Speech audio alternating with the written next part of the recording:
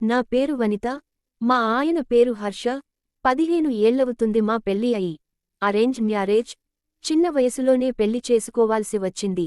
2 పిల్లలు. మా ఆయన సాఫ్ట్వేర్ జాబ్ చేస్తాడు. గ్యారంటీ లేని జాబులు ఎప్పుడు తీసేస్తారో తెలియదు. సో ఎప్పుడు ఏదో ఒక వర్క్ చేస్తూనే ఉంటాడు. బాగా కష్టపడతాడు. ఆయనకు వచ్చే జీతం మాకు సరిపోతుంది.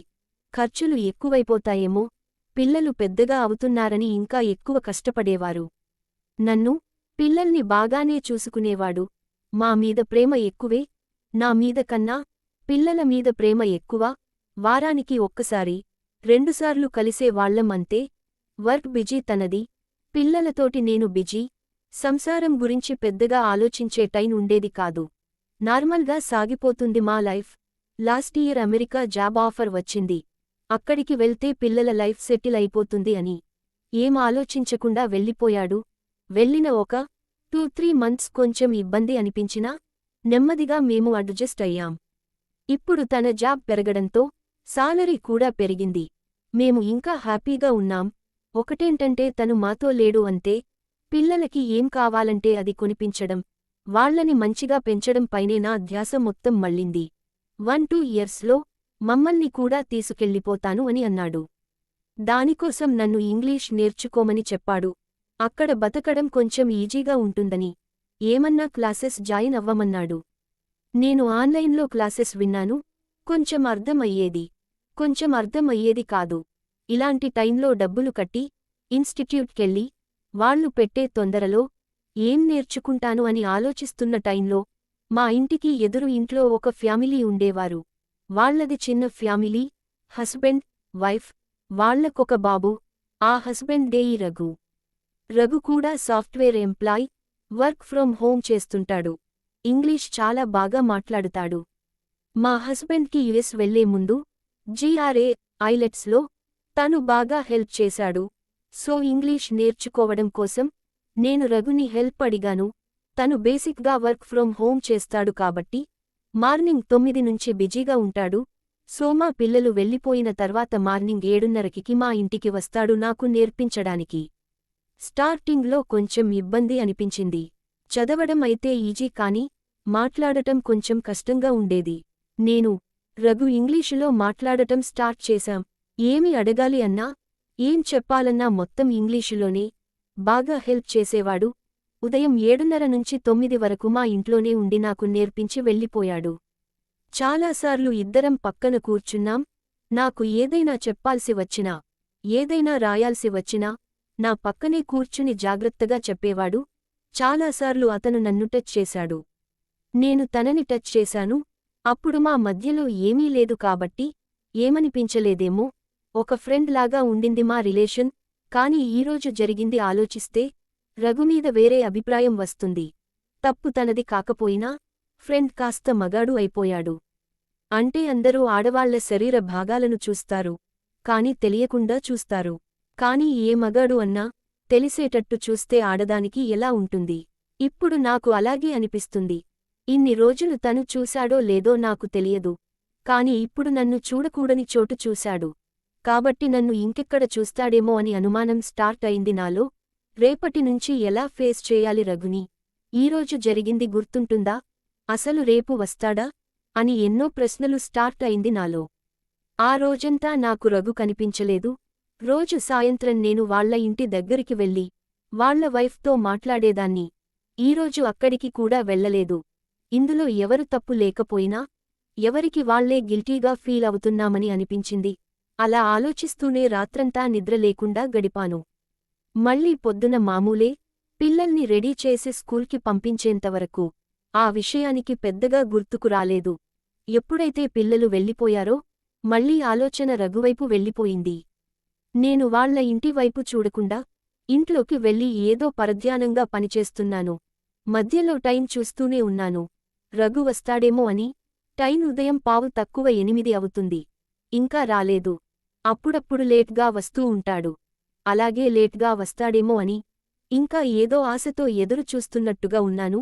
వస్తే తను మళ్ళీ గిల్టీగా ఫీల్ అవ్వద్దు అని ఫ్రెషప్ అయి మంచి చుడిదార్ డ్రెస్ వేసుకుని రెడీ అయి బయటకు వచ్చాను. హాల్లో రఘు కూర్చుని ఉన్నాడు. తనని చూడంగానే ఒక చిన్న కంగారుతోటి అక్కడే ఆగిపోయాను ఉలిక్కిపడ్డట్టు. తను నన్ను చూసి మళ్ళీ తల దింపుకుని ల్యాప్టాప్లో ఏదో పని చేస్తున్నాడు. నేను కిచెన్ వైపు వెళ్తుంటే నాకు కాఫీ వద్దు, నేను తాగేశాను అని అన్నాడు.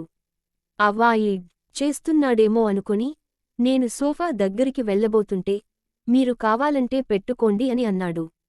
నేను మాట వరసకి నేను తాగేశాను పర్లేదు అని చెప్పి తన ఎదురుంగా సోఫాలో కూర్చున్నాను. తను చెప్పడం స్టార్ట్ చేశాడు.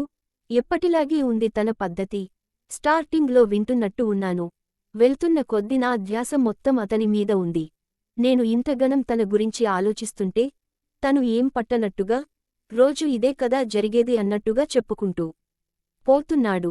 కాకపోతే ఒక చిన్న తేడా ఏంటి అంటే రోజు ఒక విషయానికి చెప్పి అర్థమైందా అని అడిగి అర్థం అవ్వకపోతే మళ్ళీ చెప్పి కంటిన్యూ చేసేవాడు. ఈరోజు అలా కాకుండా చెప్పుకుని వెళ్తూనే ఉన్నాడు. నేను వింటున్నట్టుగా తల ఊపుతూనే ఉన్నాను. తను నా దగ్గరికి రాలేదు, నేను తన దగ్గరకు వెళ్ళలేదు. ఒక అరగంట అలా గడిచింది. తను టైం చూసి నాకు కొంచెం పని ఉంది, మిగతాది రేపు చూద్దాం అనుకోని వెళ్ళిపోతున్నాడు. నేను ఏదో కంగారుగా తనతోటి ఇప్పుడే మాట్లాడేయాలి అని రఘు అని గట్టిగా పిలిచాను. తను ఆగి వెనక్కి చూశాడు ఏంటి అన్నట్టు.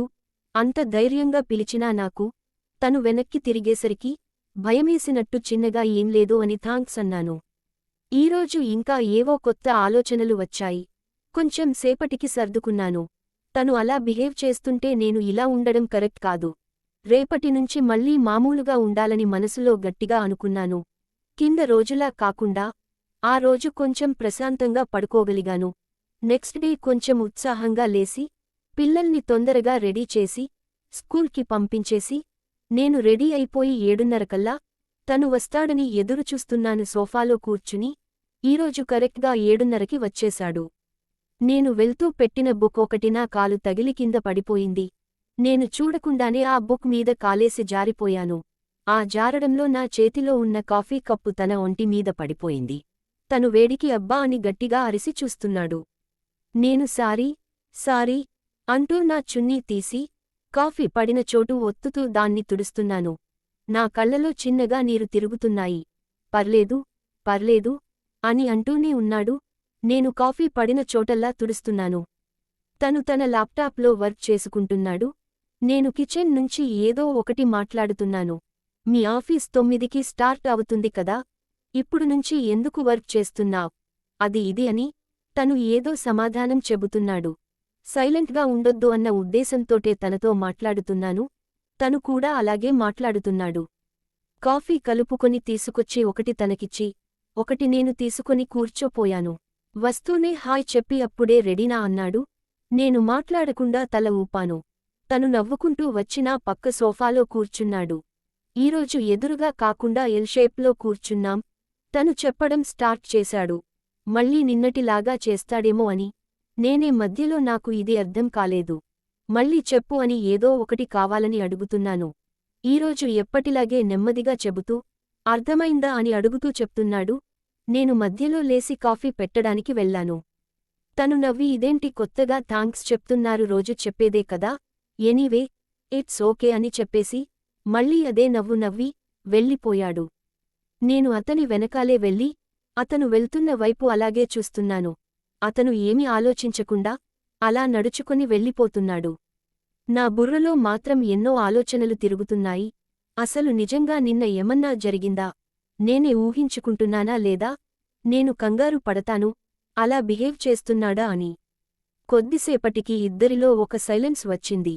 నేను తన వైపు చూశాను. తన కళ్ళు పెద్దగా అయి నా ఎదనే చూస్తున్నాయి. అంత టెన్షన్లో అంత వేడిలో తన చూపు కళ్ళు తిప్పకుండా అక్కడే ఉన్నాయి. నేను చూసుకున్నాను. మొదటి దానికన్నా దగ్గరగా క్లియర్గా కనిపించేటట్టు నేనే తన ముందు కూర్చొని ఉన్నాను. నేను ఏదైతే జరగద్దనుకున్నానో అది నా వల్లే మళ్ళీ జరిగింది. దీన్ని ఏమనాలి? మనం ఏది ఎక్కువగా ఆలోచిస్తామో, ఏది జరగదు అనుకుంటామో అదే జరిగి తీరుతుంది.